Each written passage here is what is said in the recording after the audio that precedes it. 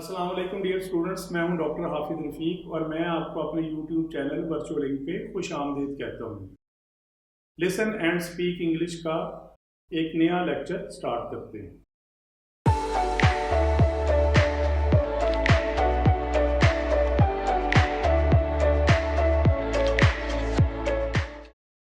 Welcome back dear students. तो आइए आज के लेक्चर का आगाज करते हैं। लिसन एंड स्पीक इंग्लिश यानी उर्दू सुने और अंग्रेजी बोलने का आज हम लेक्चर नंबर 4 डिस्कस करेंगे। तो सबसे पहले हम 3 letter words name of things यानी ऐसे अल्फाज जो 3 लेटर्स पे मुश्तमिल हैं और वो चीज़ों के नाम हैं, वो हम सबसे पहले सीखते हैं। तो ये जो पिक्चर है ये रास्ते की पिक्चर है और रास्ते को हम कहते हैं वे, WAY, वे। कैपिटल में ऐसे लिखेंगे वे और स्मॉल लेटर्स में ऐसे लिखेंगे वे। ये जो W से अल्फाज या वर्ड शुरू होते हैं उनको किस तरह से प्रोनाउंस करना है, आपने अपने दोनों होंठों को गोल करना है और उसके साथ ही इसको प्रोनाउंस करना है ऐसे वे वे। जो वी है उसको कैसे प्रोनाउंस करना है, ऊपर वाले जो फ्रंट के 2 दांत हैं उनको नीचे वाले होंठ पे आपने रख के फिर बोलना, जैसे वैन, वाज। तो नेक्स्ट पिक्चर देखते हैं। ये एक पिन है जिसके साथ पेपर को लगाया जाता है बोर्ड के ऊपर। तो इसके स्पेलिंग है PIN, पिन। कैपिटल लेटर्स में पिन, स्मॉल लेटर्स में पिन। नेक्स्ट पिक्चर देखते हैं। ये एक टेबल पे पड़ा जार है या मर्तबान है, इसको इंग्लिश में हम जार कहते हैं। JAR, jar, jar, jar. ये एक जग है, इसको उर्दू में पंजाबी में जागी कहते हैं। इसके स्पेलिंग है JUG, जग, जग, जग। ये एक परिंदा है जो रात को उड़ता है, इसको उल्लू कहते हैं उर्दू में और इंग्लिश में इसको कहते हैं आउल, OWL, आउल। आपने इसको ओल नहीं कहना, इसको आउल कहना आपने, आउल, आउल। नेक्स्ट देखें, ये एक बैल है। तो बैल को इंग्लिश में ऑक्स कहते हैं, OX, ऑक्स। ये एक ऐसा वर्ड है जिसमें 2 लेटर्स हैं, ऑक्स, ऑक्स। नेक्स्ट पिक्चर देखते हैं। जैसे इंसानों में मेल और फीमेल होते हैं, मुज़क्कर और मुअन्नस होते हैं, जैसे मर्द और औरत, लड़का लड़की, बच्चा बच्ची। इस तरह से जो जानवर हैं उनमें भी मेल और फीमेल होते हैं। जो भेड़ है वो फीमेल है यानी मुअन्नस है और जो इसका मुज़क्कर है उसको हम मेंढा कहते हैं। तो मेंढा को इंग्लिश में कहते हैं RAM, RAM, RAM, RAM, RAM. Next picture देखते हैं। ये समंदर की पिक्चर है और समंदर को इंग्लिश में कहते हैं सी, SEA, सी, सी, सी। नेक्स्ट पिक्चर देखते हैं।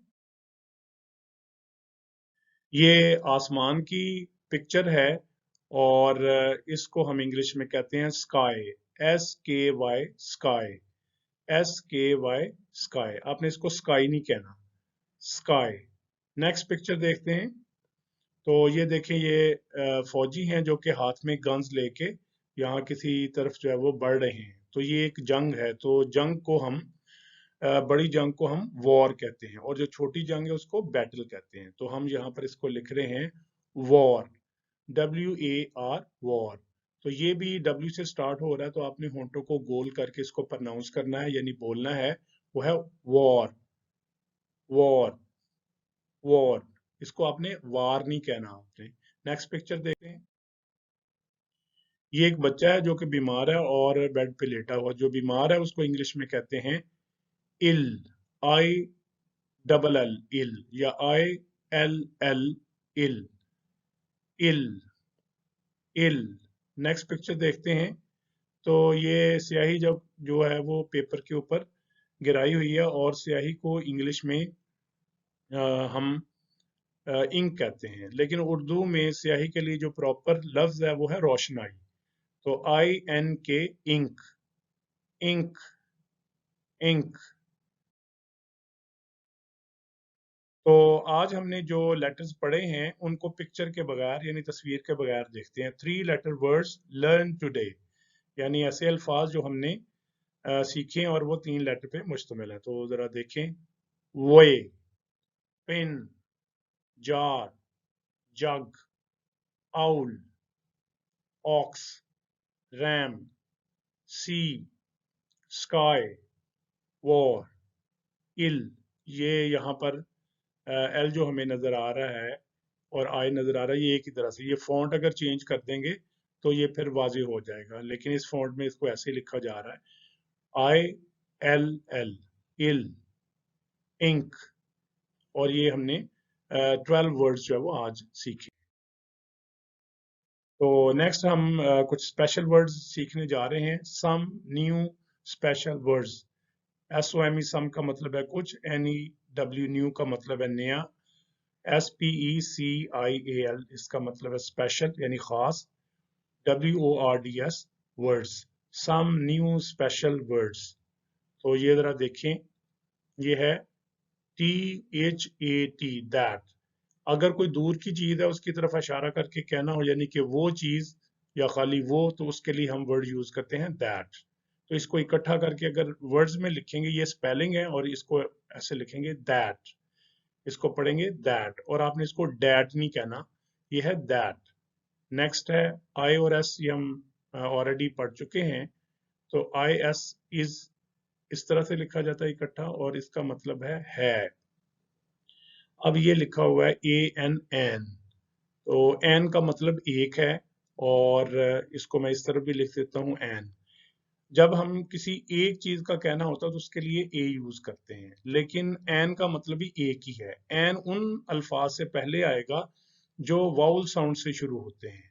वाउल साउंड का मतलब है जो A, E, I, O, U से शुरू हों, लेकिन उनकी साउंड भी जो है वो वाउल से शुरू हो। जैसे अम्ब्रेला है तो अम्ब्रेला यू से लिखा जाता है, तो वो वाउल साउंड नहीं है।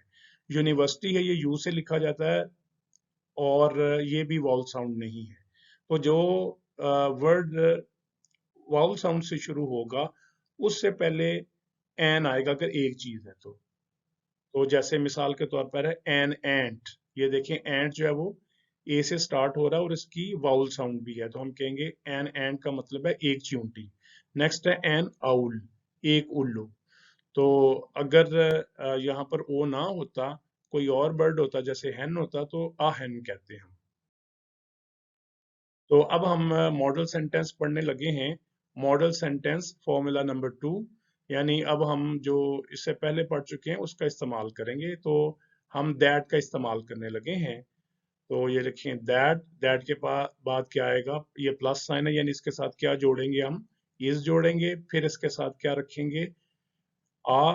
इसको लेकिन वैसे अलग से पढ़ना हो, सेंटेंस में ना हो, तो इसको ए पढ़ेंगे, इसको आ पढ़ना है आपने। इसके साथ क्या है, कोई भी जो चीज का नाम है वो हम जोड़ेंगे। ये लिखा हुआ है दैट इज अ बैग, वो एक बैग है।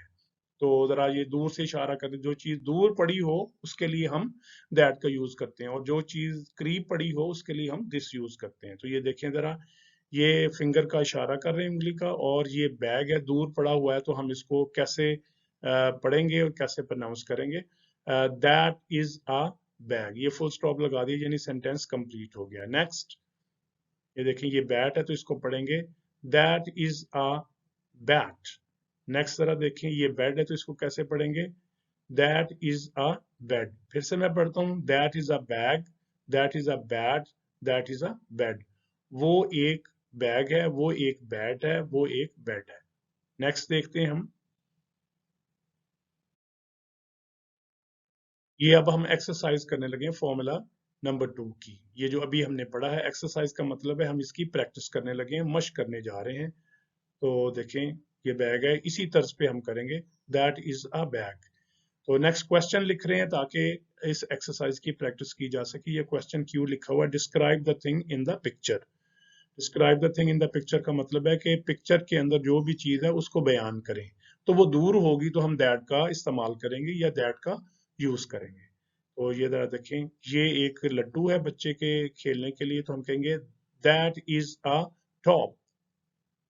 अब ये एक खिलौना है तो हम कहेंगे that is a toy. Next देखते हैं, that is a fan. That is a fan. Next देखते हैं, ये एक मक्खी है तो हम मक्खी को फ्लाई कहते हैं, और ये दूर है तो हम कहेंगे that is a fly. Next ये देखिए कान है, इंसानी कान, तो हम इसको कहेंगे दैट इज एन ईयर। अब आप देखें ईयर जो है वो वाउल से स्टार्ट हो रहा है, इसकी साउंड भी वाउल की है, यानी अगर उर्दू में इसको लिखें ईयर को तो ये अलिफ से शुरू होगा, तो ये भी एक इसकी पहचान है। तो दैट इज एन ईयर। तो ये चींटी है, दूर है, तो हम इसको कहेंगे that is an ant. That is an ant. Ant भी जो है वो वाउल से स्टार्ट हो रहा है और इसकी साउंड भी वाउल की है, तो इस वजह से इसको हम कहेंगे that is an ant. Next देखें, ये एक हैन है। अब इसके लिए जो है वो एन नहीं आएगा, ए ही आएगा, लेकिन पढ़ेंगे इसको आ। That is a hen. Next देखें, ये हट है तो इसको पढ़ेंगे that is a hat. Hat, that is a hut, यानी वो एक मुर्गी है, वो एक झोंपड़ी है। नेक्स्ट जरा देखते हैं, गन है, इसके लिए that is a gun. Next देखते हैं, ये गधा है तो हम इसको क्या करेंगे, दैट इज एन एस। तो इसके लिए फिर एन आ गया, क्योंकि एस जो है वो वाउल से स्टार्ट हो रहा है और इसकी साउंड भी वाउल की आ रही है, यानी आवाज साउंड जो है वो वाउल की है। नेक्स्ट जरा देखें, ये एक बाजू है जिसको आर्म कहते हैं, तो that is N arm. That is N arm. तो ये एक कुल्हाड़ी है तो हम इसको क्या कहेंगे, that is N x. That is N x.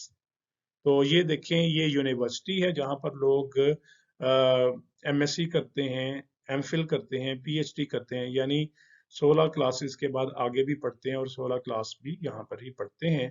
तो ये देखें, ये यूनिवर्सिटी यू से स्टार्ट हो रहा है, तो इसके लिए ए आएगा कि एन आएगा, तो हम कहेंगे that is a university. An university नहीं कहेंगे, क्योंकि यूनिवर्सिटी का जो वर्ड है वो वाउल से तो स्टार्ट हो रहा है, लेकिन इसकी साउंड वाउल की नहीं है। अगर यूनिवर्सिटी को उर्दू में लिखें तो ये से लिखेंगे, तो अगर इसको लिखते अगर वो अलिफ से स्टार्ट होता तो फिर यहाँ पर एन आना था। तो अब हम अपने लेक्चर का इख्तिताम करते हैं, और हमें पता है कि हम अपने लेक्चर के एंड पे एक सेंटेंस लिखते हैं जिसको हम कहते हैं the sentence of the day. तो ये लिखा हुआ है टाइम इज मनी, यानी TIME, टाइम इज का मतलब है और टाइम का मतलब वक्त, MONEY मनी, मनी का मतलब है दौलत या पैसा। तो यानी जैसे पैसा और दौलत बहुत ज्यादा कीमती है, इसको जाया नहीं करना चाहिए, इसी तरीके से टाइम भी बहुत ज्यादा कीमती है और इसको भी जाया नहीं करना चाहिए। लेकिन इस सेंटेंस का क्या मतलब है, टाइम इज मनी, इसका मतलब है कि वक्त दौलत है या वक्त पैसा है या वक्त सरमाया है। तो आज के लेक्चर को इधर ही फिनिश करते हैं, एक नए लेक्चर के साथ इसी सीरीज में आपसे दोबारा मुलाकात होगी। अल्लाह हाफिज।